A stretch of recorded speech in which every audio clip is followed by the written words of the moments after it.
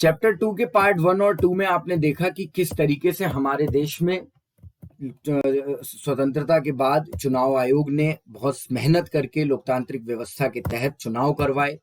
कांग्रेस का प्रभुत्व रहा। उसके बाद केरल में मैंने आपको पार्ट 2 में बताया था कि केरला में जो कम्युनिस्टों की सरकार बनी थी उन्होंने भी वहां पर चैलेंज करने की कोशिश की।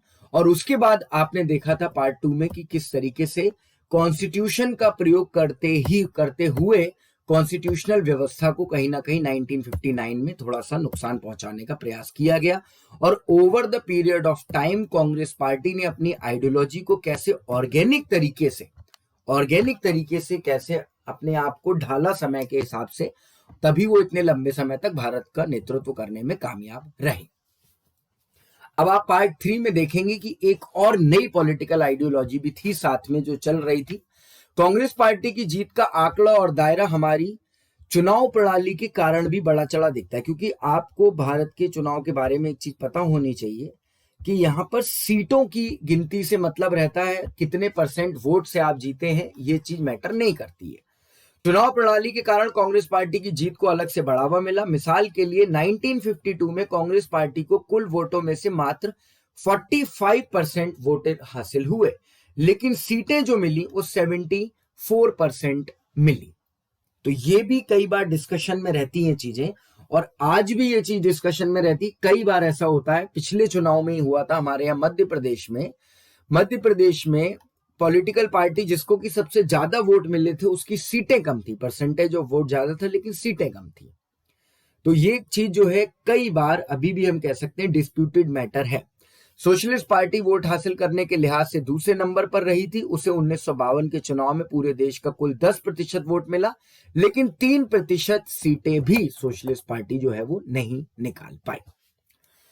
उसके बाद दौर आया कम्युनिस्ट पार्टी ऑफ इंडिया, जैसा कि मैंने आपको बताया था सीपीआई। 1920 के दशक इसका कम्युनिस्ट पार्टी के जो हम कह सकते हैं जो रूट्स थे वो सोवियत यूनियन में जब बोल्शेविक क्रांति हुई थी वहां से इनको प्रेरणा मिली थी। और साम्यवाद कैसे दुनिया भर की आप कह सकते हैं कि समस्याओं को निजात दे सकता है, कार्ल मार्क्स की पॉलिटिकल आइडियोलॉजी किस तरीके से दुनिया भर में जो कैपिटलिज्म फैल रहा था और उससे मजदूर सर्वहारा वर्ग को जो नुकसान हो रहे थे उसको किस तरीके से कम्युनिस्ट तरीके से दूर किया जा सकता है, इस बारे में अट्रैक्ट इन्होंने लोगों को किया था। 1935 से साम्यवादियों ने मुख्यतः भारतीय राष्ट्रीय कांग्रेस के दायरे में रहकर काम किया। जैसा कि मैंने आपको बताया कि आजाद होने से पहले अलग अलग पॉलिटिकल आइडियोलॉजी के लोग भी एक ही झंडे के नीचे, कांग्रेस के झंडे के नीचे एक दिशा में चल रहे थे। लेकिन जब हमारा देश आजाद हो गया तब फिर अलग अलग पार्टियों ने अपना एक अलग रास्ता बनाने की कोशिश की। दूसरी गैर कांग्रेसी पार्टियों के विपरीत कम्युनिस्ट पार्टी ऑफ इंडिया के पास आजादी के समय एक सुचारू पार्टी मशीनरी और समर्पित कैडर मजबूत था, और यही उनके जीतने की वजह भी रही थी। आजादी हासिल होने पर इस पार्टी के भीतर कई स्वर उभरे। इस पार्टी के सामने मुख्य सवाल था, आखिर जो आजादी देश को हासिल हुई है उसकी प्रकृति कैसी है, और क्या हिंदुस्तान सचमुच आजाद हुआ है या यह आजादी झूठी है। यहां पर ये आपको शाह शब्द दिख रहा है, ये फॉन्ट की वजह से थोड़ा सा चेंज हो रहा है, इसको आप आजादी ही पढ़ेंगे। तो एनसीईआरटी की किताब में भी ये क्वेश्चन जो है वो उस समय सीपीआईएम ने, कम्युनिस्ट पार्टी ऑफ इंडिया ने उस समय ये उठाया था कि ये जो आजादी हमको मिली है, जिन किसानों ने, जिन मजदूरों ने अपने प्राणों को गंवाया, आंदोलन किए, क्या ये आजादी उनके एफर्ट्स को जस्टिफाई करेगी, या फिर कहीं ऐसा ना हो अपनी नीतियों की वजह से हम कुछ ऐसी गलती कर दें और आजादी के बाद जो मौका क्रिएट होगा डेवलपमेंट का, उस मौके पर कुछ ही लोगों का कब्जा ना हो जाए। ये क्वेश्चन उस समय सीपीआईएम ने भी उठाया था। भारतीय कम्युनिस्ट पार्टी के प्रमुख नेताओं में A K. Gopalan, S A. Dange, E M S. Namboodiripad, P C. Joshi, Ajay Ghosh, P. Sundarayya के नाम लिए जाते थे।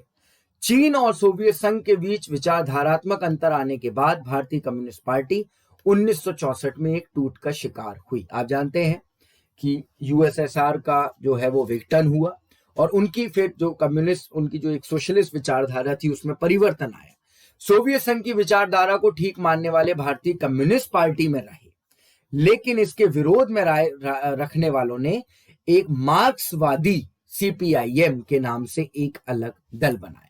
मार्क्सवादी communist party of India, CPIM जिसको हम कहते हैं, उसके नाम से एक अलग दल बनाया जो कि चीन की विचारधारा, जो चीन की कम्युनिस्ट विचारधारा है, उनके ज्यादा करीब थे, सोवियत से थोड़ा सा दूर थे।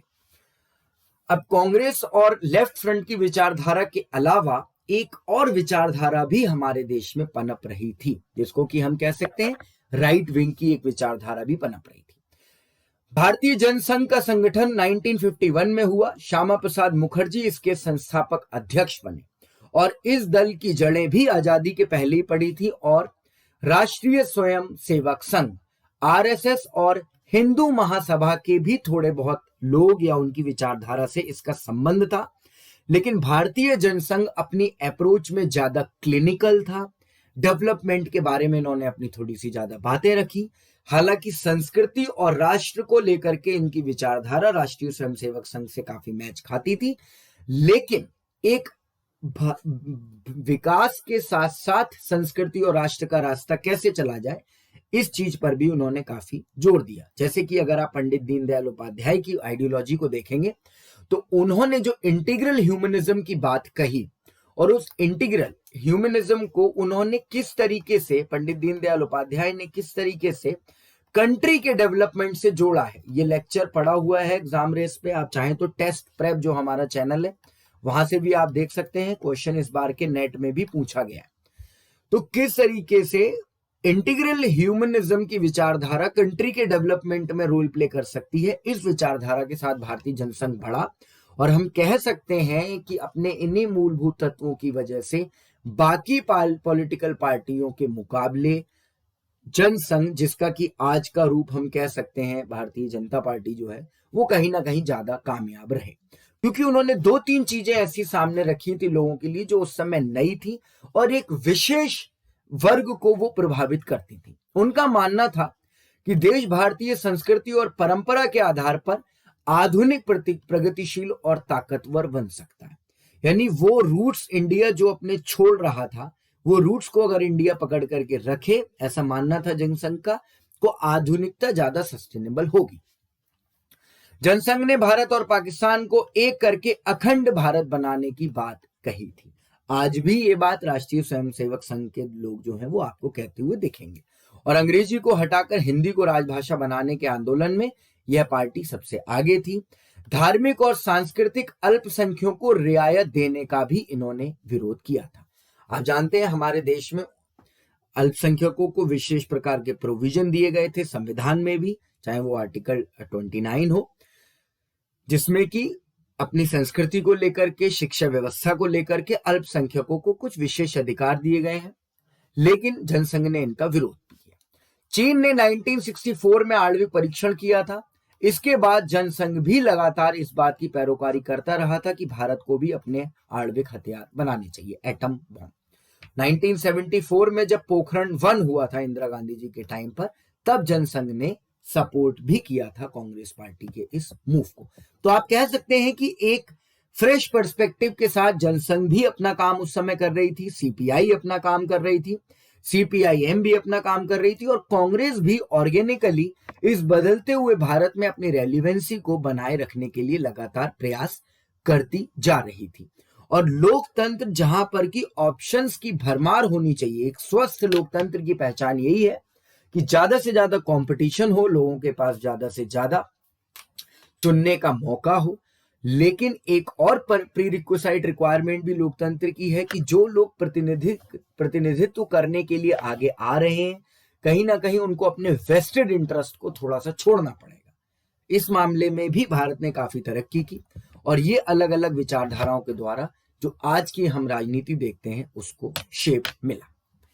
तो इस चैप्टर में इतना ही। चैप्टर 2 फ्रेंड्स आज हमारा कंप्लीट हो गया है। आगे के चैप्टर्स के लिए भी आप जरूर एग्जाम रेस हिंदी को जरूर सब्सक्राइब करें। That's all for the session. Thank you.